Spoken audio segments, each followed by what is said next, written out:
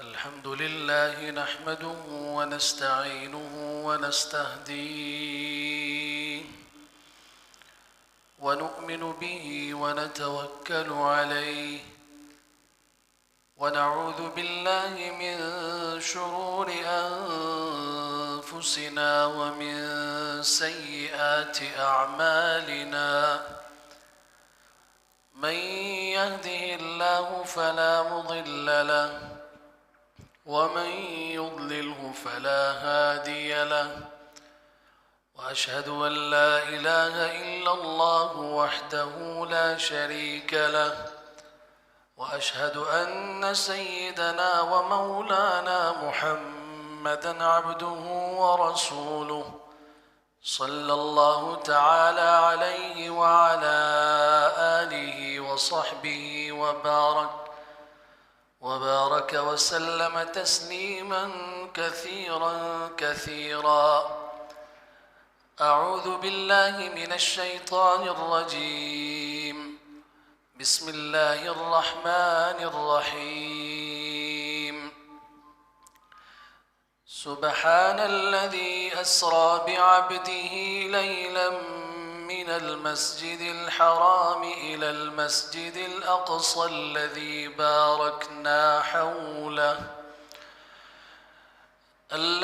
باركنا حوله لنريه من آياتنا إنه هو السميع البصير.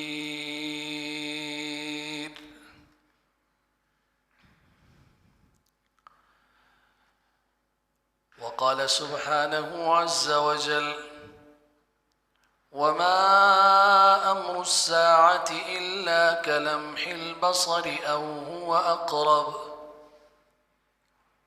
إن الله على كل شيء قدير. صدق الله. وبلغنا رسول الله صلى الله عليه وسلم ونحن على ذلك لمن الشاهدين والشاكرين والحمد لله رب العالمين.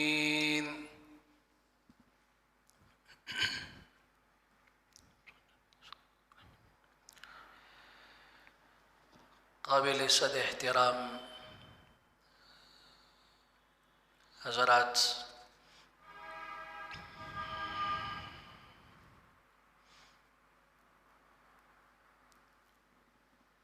جس وقت کسی انسان پر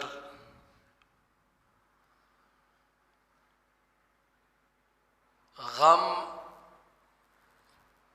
دکھ، درد اور مصیبت حد سے بڑھ جاتی ہے تو وہ ایسے لوگوں کے پاس جانا پسند کرتا ہے جن لوگوں کے پاس جا کر اس کا وہ غم ہلکا ہو جائے، اس کا وہ دکھ اور درد ختم ہو جائے۔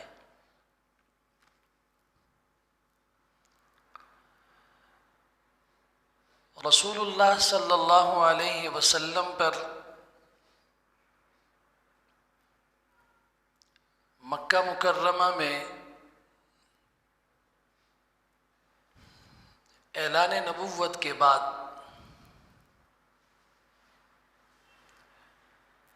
مشرکین اور کفار مکہ کی طرف سے بہت ظلم اور دین اسلام میں رکاوٹ کی ہر کوشش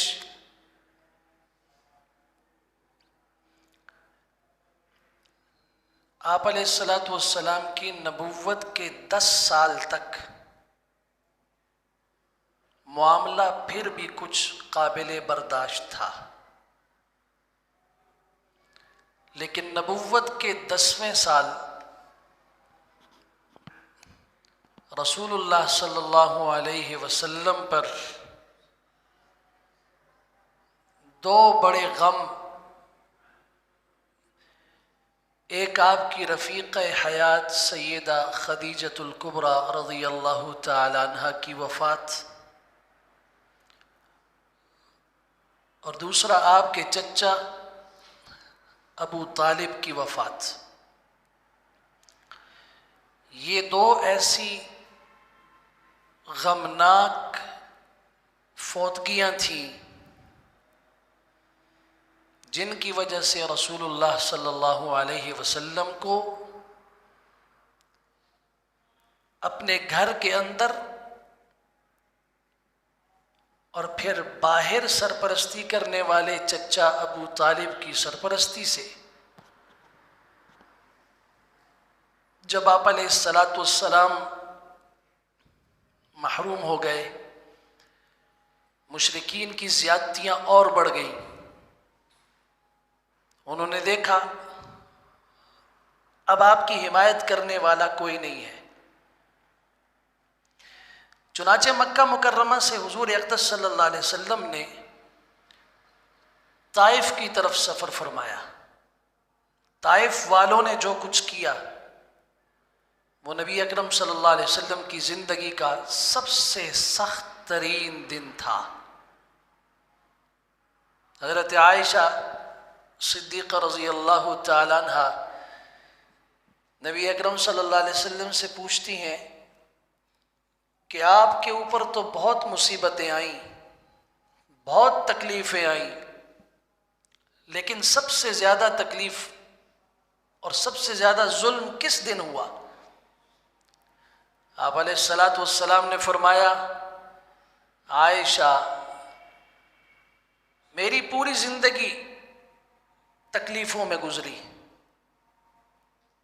لیکن طائف والا دن میری زندگی کا سب سے سخت ترین دن تھا، جب میں نے عبد یالیل کے بیٹوں کے سامنے کلمہ حق پیش کیا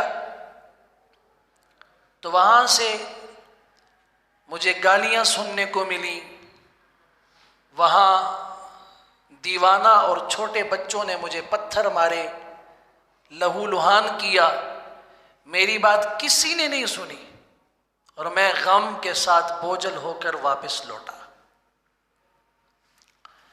ان حالات میں اللہ رب العزت نے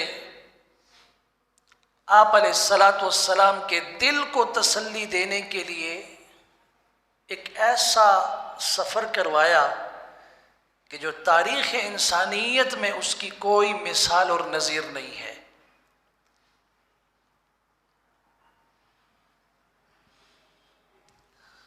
اور سبحان اللہ، قرآن مجید کی ایک سورت ہے جس کا نام سورہ بنی اسرائیل ہے، سورۃ الاسراء بھی اس کو کہتے ہیں، 15ویں پارے میں ہے۔ ایک آیت اس سورت کی پہلی آیت اتنی جامع آیت ہے کہ اس آیت میں اس سفر کا آغاز، سفر کی انتہا، سفر کا میزبان کون تھا، اس سفر کا مہمان کون تھا، اس سفر کا وقت اور دورانیہ کتنا تھا، اس سفر میں آپ کو کون سے مشاہدات کروائے گئے، اس سفر میں آپ نے اپنے رب کے ہاں کون سے تحائف پیش کیے، اور اللہ نے آپ کو اور آپ کی امت کو کون سے تحفے دیے، اس سفر کا سبب کیا بنا اور اس سفر کا مقصد اور اس کی غرض اور غایت کیا تھی، ایک آیت مبارکہ میں یہ سب کچھ ہے۔ صرف یہی نہیں، یہ قرآن کتاب ہدایت ہے قیامت تک کے لیے۔ تو آج کے زمانے میں اور آئندہ بھی اور اس سے پہلے بھی ایسے لوگوں نے پیدا ہونا تھا جنہوں نے اس سفر کا انکار کرنا تھا. ایسا کچھ نہیں ہو سکتا. اس تمام اعتراض اور ان تمام شکوک اور شبہات کا جواب بھی اسی آیت کے ایک لفظ میں دے دیا. ایک لفظ میں، سبحان الذی اسری بعبدہ، پاک ہے وہ ذات. قرآن مجید کی واحد سورت ہے جو لفظ سبحان سے شروع ہو رہی ہے. کس چیز سے پاک ہے اللہ؟ ہر عیب سے، ہر کمی سے، ہر کوتاہی سے، ہر نقص سے. لیکن یہاں پر ترجمہ کیا ہے؟ سبحان، پاک ہے ان باطل خیالات سے جو تمہارے سینوں میں اور تمہارے دل و دماغ میں پیدا ہو رہے ہیں کہ ایسا نہیں ہو سکتا. آج دنیا کہتی ہے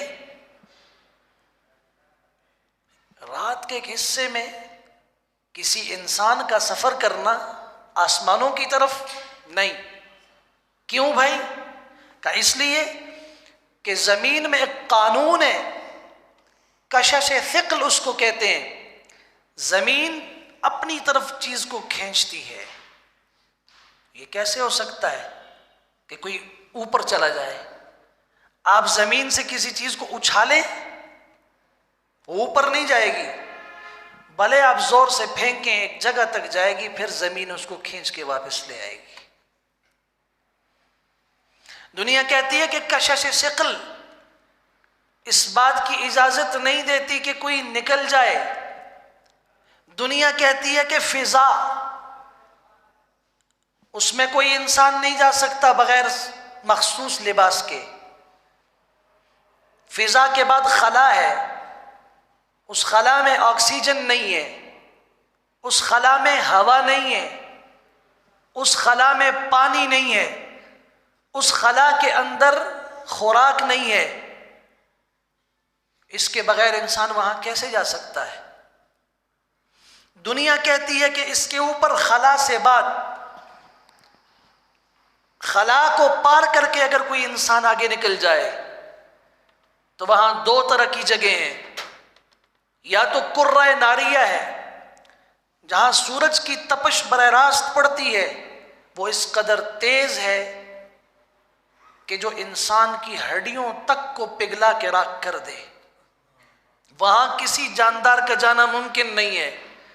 اور جہاں پہ سورج کی روشنی نہیں پڑتی، سورج کی کرنیں نہیں پڑتی، وہ اتنا ٹھنڈا ہے کہ دنیا کا سب سے ٹھنڈا مقام سائبیریا اس کے مقابلے میں کچھ نہیں ہے. وہ اتنا کرۂ زمہریریہ ہے، چیز کو جما کے منجمد کر کے برف بنا دے. اور جب تک مخصوص لباس نہیں ہوگا اس خلا کا سفر نہیں ہو سکتا. یہ آج کا انسان کہتا ہے، یہ عقل کہتی ہے، انسان کا دماغ کہتا ہے.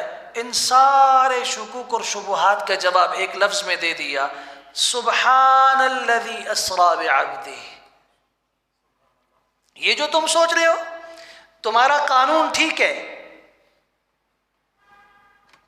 تمہارا تصور ٹھیک ہے، تم نہیں کر سکتے، کوئی بندہ نہیں جا سکتا، کوئی بندہ مخصوص لباس کے بغیر خلا کو نہیں پار کر سکتا، سب کچھ تمہارے لیے ہے. لیکن جہاں تک معاملہ ہے اللہ کا تو سبحان الذی اسری بعبدہ. ذرا سوچو تو صحیح کہ محمد الرسول اللہ صلی اللہ علیہ وسلم خود نہیں گئے، ان کو اللہ لے کر گیا. اسری بعبدہ، یہ سیر اللہ نے کرائی، اپنے بندے کو کرائی. اور اللہ کا امر انما یقول لہ کن فیکون. وہاں تو لفظ کن کہنا ہوتا ہے، وہ کام ہو جاتا ہے. تمہارے لیے نہیں ہو سکتا، تمہاری سائنس تھک جائے گی، تمہارا علم تھک جائے گا، لیکن جہاں اللہ کی قدرت ہے اور جہاں اللہ کا قانون ہے اس کے آگے یہ کچھ بھی نہیں ہے. چونکہ دور عقل کا ہے۔ آج کا نوجوان کہتا ہے کہ جی نہیں مولوی صاحب، قرآن مجید کہتا ہے، حدیث کہتی ہے، ٹھیک ہے، ہمیں سمجھ میں نہیں آتی بات، کیسے ہو سکتا ہے؟ دو چیزیں ہیں جسے آج دنیا تسلیم کر رہی ہے اور کر چکی ہے۔ سائنس کا بابا آدم آئنسٹائن، جس کو سائنس کی دنیا میں وہ مقام حاصل ہے جو مذہب کی دنیا میں ایک نبی اور پیغمبر کو حاصل ہوتا ہے۔ میری بات سمجھنے کی کوشش کیجیے۔ مذہب کے اندر ہمارے ہاں پیغمبر کی بات جس طریقے سے تسلیم کی جاتی ہے، دنیا سائنس کے اندر جب بات آئنسٹائن کی جائے تو لوگوں کے اور بڑے بڑے سائنسدانوں کے سر جھک جاتے ہیں۔ اس کی موت کا وقت آ گیا، بستر مرگ پہ تھا، کسی نے رو کے کہا کہ اتنا بڑا سائنسدان دنیا سے جا رہا ہے، موت کو دور کر دو۔ اس نے کہا اگر تم میری رفتار اتنی تیز کر دو کہ میں وقت کی قید سے باہر نکل جاؤں تو میں موت سے بچ جاؤں گا۔ اسی سائنس نے نظریہ دیا، اگر آج کوئی انسان 1,86,000 کلومیٹر فی سیکنڈ کی رفتار سے تیز چلے تو وقت اس کے لیے صفر ہو جائے گا، یہ وقت کی قید سے باہر نکل جائے گا۔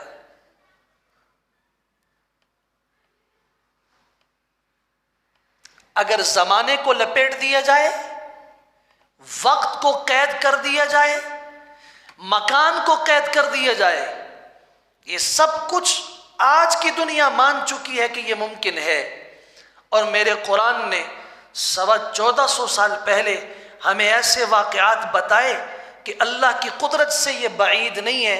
جب اللہ نے چاہا تو کسی کے لیے مکان کو سمیٹ دیا، مکان جب سمیٹ دیا فاصلے سمٹ گئے، وہ کام جو سالوں میں ہونا تھا سیکنڈوں میں ہو گیا۔ ہوتا ہے نہیں ہوتا؟ آج آپ سفر کرتے ہیں پیدل، مہینے لگتے ہیں، وہیں پہ آپ بس پہ جاتے ہیں، دن لگتے ہیں، وہیں آپ بائی ایئر جاتے ہیں، گھنٹے لگتے ہیں۔ اس عام جہاز کے مقابلے میں آپ خلائی شٹل میں جائیں تو سیکنڈ لگیں گے۔ یہ مکان اور جگہ سمٹ گئی، سمٹی کہ نہیں سمٹی؟ ملکہ بلقیس ہے، قرآن مجید کو اٹھا کے پڑھیے ذرا، سورۃ النمل ہے، آیت 27۔ حضرت سلیمان علیہ السلام اپنے لاؤ لشکر کے ساتھ بیٹھے ہوئے ہیں، ان سے کہتے ہیں یا ایھا الملأ ایکم یأتینی بعرشہا قبل ان یأتونی مسلمین۔ ملکہ بلقیس اور اس کے رفقا فرما بردار ہو کے ہمارے پاس پہنچ جائیں، اس سے پہلے کون ہے جو تم میں سے اس کا تخت اٹھا کے یہاں لے آئے؟ یہ قصہ نہیں ہے، یہ قرآن ہے۔ کون ہے جو اس کے تخت کو لے آئے؟ قال عفریت من الجن، ایک بڑا دیو تھا، جنات کا سردار تھا، اس نے کہا حضرت انا آتیک بہ قبل ان تقوم من مقامک، میں لا سکتا ہوں، آپ کی مجلس ختم نہیں ہوگی، آپ اس مجلس سے اٹھ کے گئے نہیں ہوں گے، اس سے پہلے میں ملکہ بلقیس کے تخت کو یہاں لا سکتا ہوں۔ ملکہ بلقیس کا تخت کتنا دور تھا حضرت سلیمان علیہ السلام سے؟ 900 میل کے فاصلے پر، 900 میل۔ کتنی دیر میں لا سکتا ہوں؟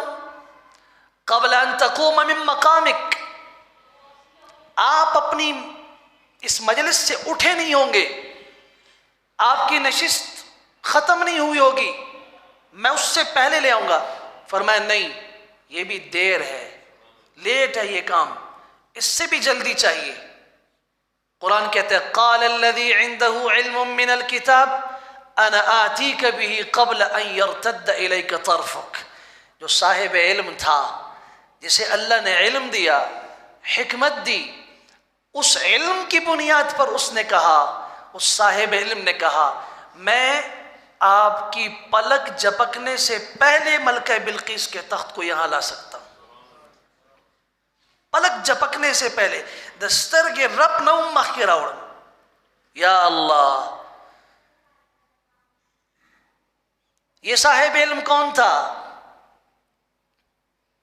حضرات مفسرین نے متعدد اقوال لکھے. یہ حضرت کا ایک صحابی تھا، آصف بن برخیہ.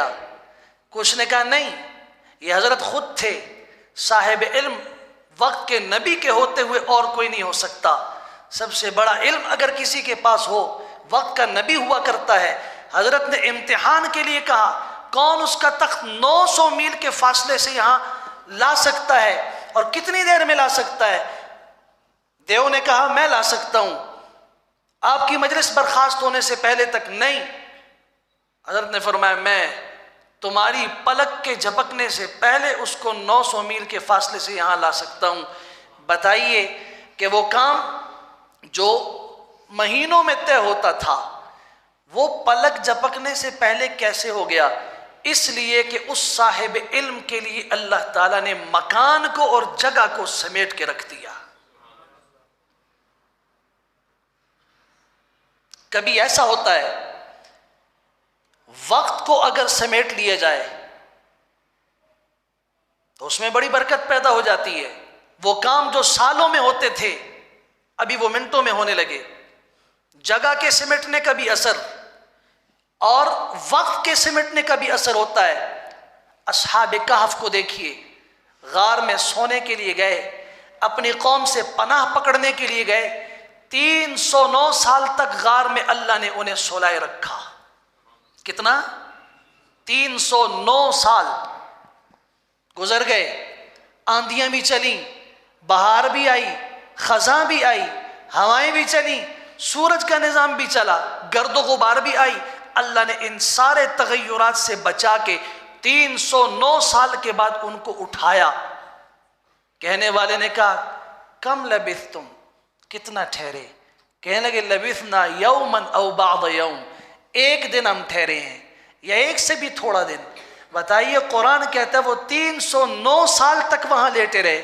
اور جب ان سے پوچھا گیا وہ کہتے ہیں کہ ایک دن یا ایک سے بھی کم دن. کیوں؟ اس لیے کہ اللہ نے ان کے لیے اس وقت کو سمیٹ دیا. اور جب وقت کو سمیٹ دیا اب وہ 309 سال کا عرصہ ان کے اوپر یوں گزرا جیسے ایک دن یا اس سے بھی کم گزرتا ہے. بیت المقدس اجڑ گیا. بخت نصر نے اینٹ سے اینٹ بجا دی، کھنڈرات بنا دیا، شہر کو آگ لگا دی، چھتیں گر گئیں، سب کچھ تباہ و برباد ہو گیا. کوئی نظر نہیں آ رہا انسان، کوئی عمارت سالم نظر نہیں آ رہی. پیغمبر وقت کا گزر ہوا حضرت عزیر علیہ السلام. قرآن کہتے ہیں او کالذی مر علی قریہ، ایک شخص گزرا بستی پر، وہی خاویۃ علی عروشها، وہ بستی اپنی چھتوں کے بل گری ہوئی تھی. قال انا یحیی هذه اللہ بعد موتها، اس کو کھنڈر ہو جانے کے بعد اللہ کیسے دوبارہ آباد کرے گا؟ صرف دل میں ایک بات پیدا ہوئی، اور کسی عام آدمی کے نہیں، پیغمبر کی. قرآن کہتا ہے فَأَمَاتَهُ اللَّهُ مِئَةَ عَامٍ، اللہ نے 100 سال تک موت دے دی. کتنا؟ 100 سال تک. 100 سال کے بعد اللہ نے اٹھایا. ثُمَّ بَعَثَهُ قَالَ كَمْ لَبِثْتَ، اے میرے بندے کتنا ٹھہرے؟ پوچھنے والی ذات اللہ کی ہے، کتنا ٹھہرے؟ لبثت یوما او بعض یوم، ایک دن ٹھہرا ہوں یہاں پر. دیکھا نہیں دن کا بھی کچھ حصہ ٹھہرا ہوں. قال بل لبثت 100 عام، 100 سال آپ یہاں پر رہے ہیں. فانظر الى طعامك وشرابك، اپنے کھانے کو دیکھیے، اپنے پانی کو دیکھیے. لم يتسنہ، ہماری قدرت کا نظام اس پہ چلا تو وہ تبدیل ہی نہیں ہوئے. اور اپنے گدھے اور سواری کو دیکھیے، دیکھا گدھا نہیں ہے. وہاں اس کی ہڈیوں کو دیکھیے جو مٹی میں مل چکی ہیں. وانظر الى حمارك ولنجعلك آية للناس وانظر الى العظام كيف ننشزها ثم نكسوها لحما. اپنے گدھے کو دیکھیے، اس کی ہڈیاں خاک ہو چکی ہیں، ان ہڈیوں کو جوڑ دیا اللہ نے. حضرت دیکھ رہے ہیں گدھے کی ہڈیاں مل رہی ہیں، اس کے اوپر گوشت چڑھایا جا رہا ہے اور گدھا صحیح سالم سامنے کھڑا ہو گیا۔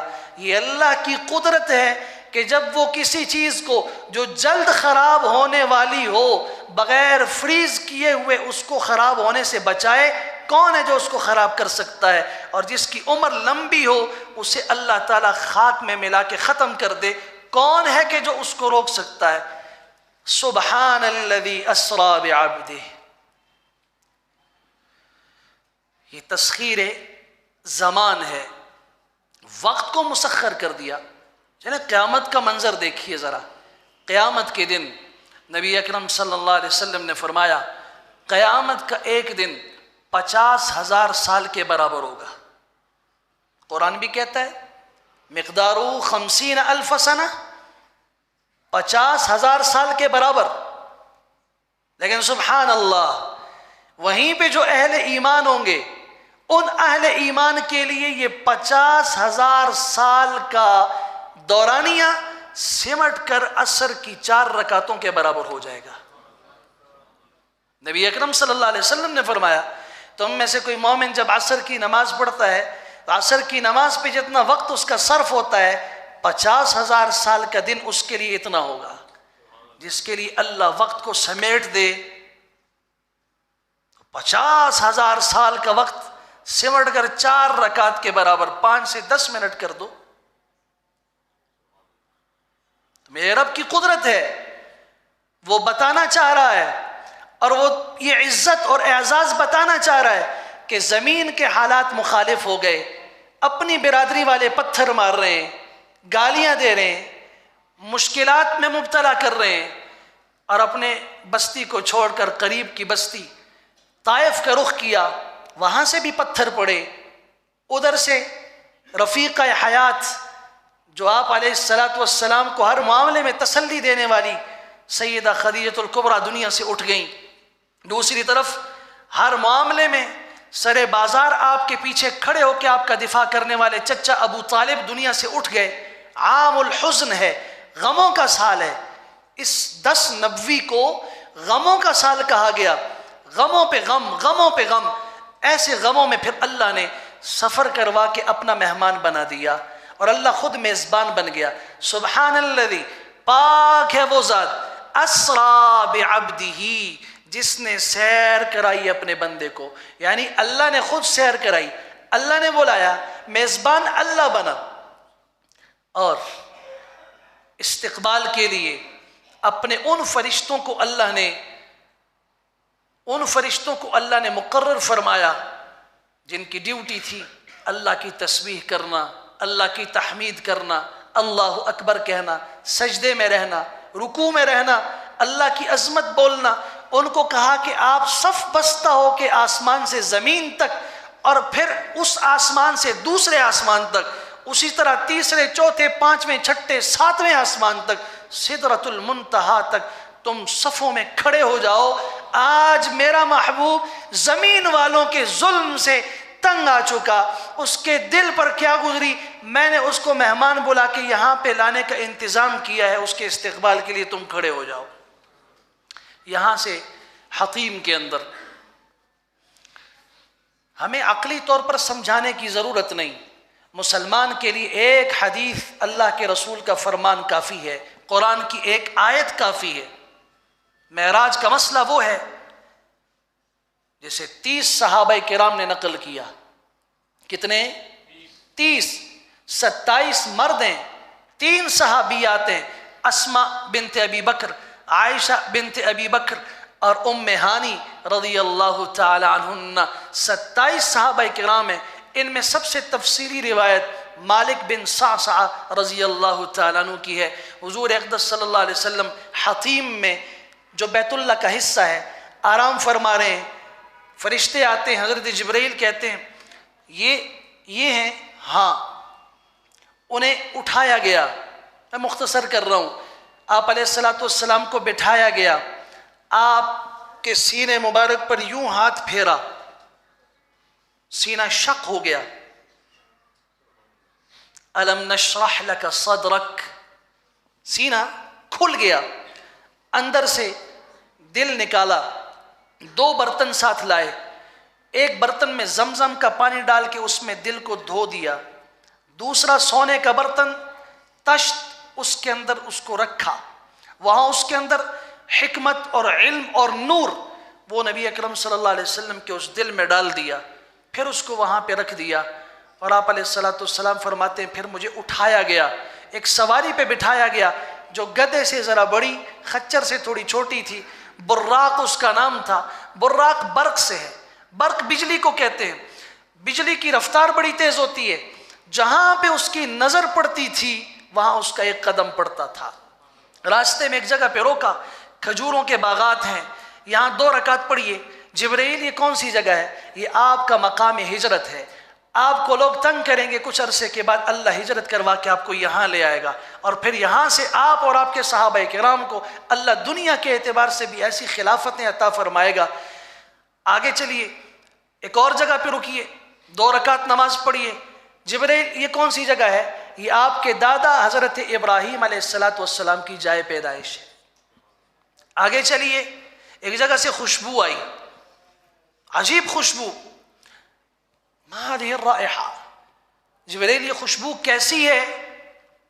اللہ اکبر، فرمایا رسول اللہ صلی اللہ علیہ وسلم یہ فرعون کی بیٹیوں کی آیا، ان کی خادمہ، ان کی نوکرانی جو فرعون کی بیٹیوں کے سر میں کنگھی کیا کرتی تھی، تیل کیا کرتی تھی، وہ ایمان لائی موسیٰ علیہ السلام پر، جس کی پاداش میں اس کی 2 معصوم بچیوں کو آگ کے کڑاہے میں ڈالا گیا، اور پھر ماں نے بھی کہا تھا فرعون سے کہ میری ایک وصیت ہے، میں مر رہی ہوں، بچوں کی موت اپنے سامنے دیکھ چکی ہوں، اور ان کو تل کر ان کو راکھ بنتا ہوا دیکھ چکی ہوں، بس میری ایک درخواست ہے، شریف لوگ مرنے والے کی آخری تمنا پورا کیا کرتے ہیں، اس لیے آپ سے اتنی درخواست ہے کہ مجھے بھی جو سزا آپ نے دینی ہے دے دیجئے، میری اور میری بچیوں کی لاش کی جو وہ ذرات ہیں، وہ جو راکھ ہے، ایک جگہ پہ اس کو دفن کر دیجئے، بس یہ ایک ہماری وصیت ہے۔ چنانچہ ایسا کیا گیا۔ یا رسول اللہ صلی اللہ علیہ وسلم، یہ اس ماشطہ، اس نوکرانی کی قبر میں اس سے اٹھنے والی خوشبو اللہ نے اٹھا کے آپ کو پہنچا دی۔ آگے چلیے، براق باندھ دیجئے، مسجد اقصی پہنچ چکا۔ آپ علیہ السلام نے ایک روایت کے مطابق، ابن حجر عسقلانی کی روایت کے مطابق رحمہ اللہ، امامت انبیاء کی کروائی۔ ابن کثیر رحمۃ اللہ تعالی فرماتے ہیں واپسی پہ امامت کروائی۔ سبحان اللہ، سوال ذہن میں پیدا ہوتا ہے، اللہ جب آپ نے اپنے پیغمبر کو بلانا تھا، جنتوں سے بھی اوپر لے جانا تھا، تو سیدھا لے جاتے، مسجد حرام سے مسجد اقصی کا رخ کیوں کروایا گیا؟ 2 بڑی وجوہات تھیں اس کی، 2 بڑی وجوہات تھیں۔ ایک وجہ تو یہ کہ بیت المقدس اس سے پہلے انبیاء کا قبلہ رہا، اب اس کو تابع کرنا تھا بیت اللہ کے، کہ اب بیت المقدس قبلہ نہیں رہے گا اس امت کا، وہ بھی بیت المقدس بیت اللہ کا تابع ہو جائے گا۔ کیوں؟ اس لیے کہ رسول اللہ صلی اللہ علیہ وسلم جب انبیاء کو امامت کروائیں گے تو وہ امامت بیت المقدس میں کھڑے ہو کے ہوگی، لیکن قبلہ بیت اللہ کا ہوگا، مسجد حرام کا ہوگا۔ ایک یہ حکمت تھی۔ دوسری، امام الانبیاء بنانا مقصود تھا۔ علامہ آلوسی، محمود آلوسی رحمۃ اللہ تعالی علیہ، ان کی تفسیر ہے تفسیر روح المعانی۔ ہمارے علماء آج کہتے ہیں اگر کوئی آدمی، مولوی صاحب فقیر ہوں، زیادہ کتابیں نہ لے سکتے ہوں اور اتنی وسعت نہ ہو، اور چاہتے ہوں کہ میں اپنے پرانے حضرات، قدیم اور جدید تمام حضرات کا مجموعہ ایک تفسیر میں کم قیمت پہ پڑھ لوں، تو اس کو روح المعانی خرید لینی چاہیے۔ 15 جلدوں پر ہے۔ روح المعانی میں اس مقام پر علامہ آلوسی رحمۃ اللہ تعالی نے لکھا ہے کہ نبی اکرم صلی اللہ علیہ وسلم کے لیے اللہ نے 5 سواریوں کا انتظام فرمایا۔ کتنی سواریوں کا؟ 5۔ پہلی سواری براق تھی، جو مسجد حرام سے مسجد اقصی تک، اس کو وہاں باندھ دیا گیا، امامت ہوئی۔ اب سفر آسمان کا ہے، تو زمین سے آسمان تک کا جو سفر ہوا ہے یہ سیڑھی پر ہوا، اسی لیے اس کو معراج کہتے ہیں۔ معراج سیڑھی کو کہا جاتا ہے، عروج سے بلندی۔ یہ سفر سیڑھی پہ ہوا، پھر اس آسمان سے دوسرے آسمان تک، تیسرے آسمان تک یہ جو سفر ہوا ہے یہ اعلی اجنحۃ الملائکہ، یہ فرشتوں کے پروں پر ہوا ہے، فرشتوں کے پروں پر۔ آپ کا اعزاز اور آپ کا مقام اور آپ کی عظمت کہ فرشتوں کے نورانی پر بچھائے گئے، اس کے اوپر رسول اللہ صلی اللہ علیہ وسلم کو سوار کیا گیا۔ اور پھر جب 7ویں آسمان سے سدرۃ المنتہا تک کا سفر ہے، یہ علی اجنحۃ جبرائیل سید الملائکہ، یہ سیدنا جبرائیل امین کے کندھوں پر، ان کے پروں پر یہ سفر کروایا گیا کہ جبرائیل امین تمام فرشتوں کے سربراہ ہیں، رئیس ہیں، لیکن آپ علیہ الصلاۃ والسلام کے قدموں کے نیچے ان کے پر ہوں گے اور آپ ان کی سواری بنیں گے۔ پھر وہاں سے آگے جو سفر ہوا وہ رف رف کے اوپر ہوا۔ اللہ اکبر کبیرہ۔ وہ کہاں تک ہوا، کیسا ہوا، کسی روایت میں اس کی تفصیل موجود نہیں ہے، اس لیے کہ آگے ساتھی کوئی تھا نہیں جو اس سفر کے حالات کو بیان کرتا۔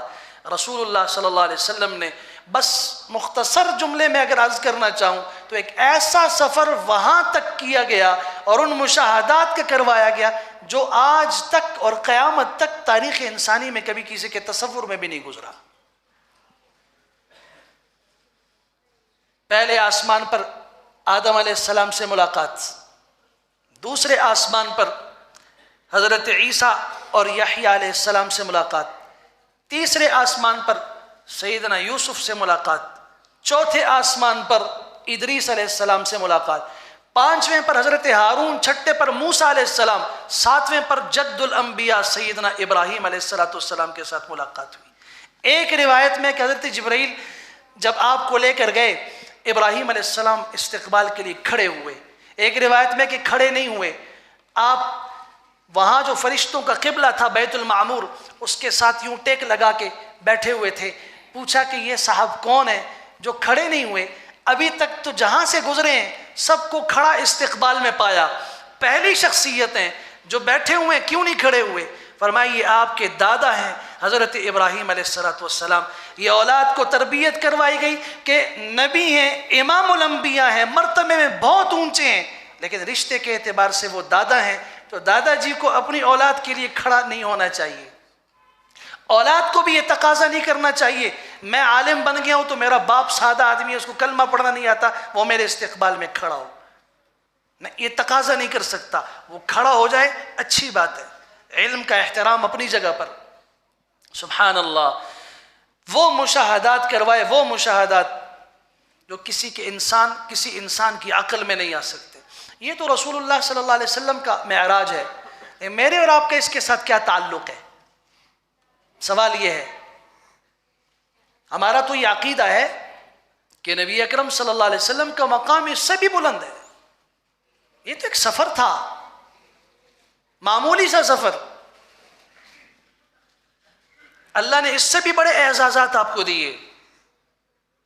اس سفر کے اندر میرے اور آپ کے لیے کیا ہے؟ یہ نماز ہے جو آج ہمارے لیے مشکل بنی ہوئی ہے۔ وَإِنَّهَا لَكَبِيرَةٌ إِلَّا عَلَى الْخَاشِعِينَ، قرآن کہتا ہے کہ یہ نماز بوجھ ہے، بوجھ، مگر جو اللہ سے ڈرنے والا اور عاجزی والا ہے اس کے اوپر بوجھ نہیں ہے۔ اسی میں جو آپ پڑھتے ہیں التحیات للہ والصلوات والطیبات، یہ 3 تحائف حضور اقدس صلی اللہ علیہ وسلم نے اللہ کے حضور پیش کیے۔ السلام علیک ایھا النبی ورحمۃ اللہ وبرکاتہ، یہ 3 اعزازات پہلے اللہ تعالیٰ کی طرف سے آپ کو ملے، فرشتے موجود، آپ نے فرمایا السلام علینا وعلی عباد اللہ الصالحین، جو بھی اللہ کے نیک بندے ہیں ان سب کے اوپر اللہ کی سلامتی ہو۔ نماز ملی 50 سے 5 کی صورت میں، اجر آج بھی 50 نمازوں کے برابر کا ہے۔ کیوں؟ اللہ فرماتے ہیں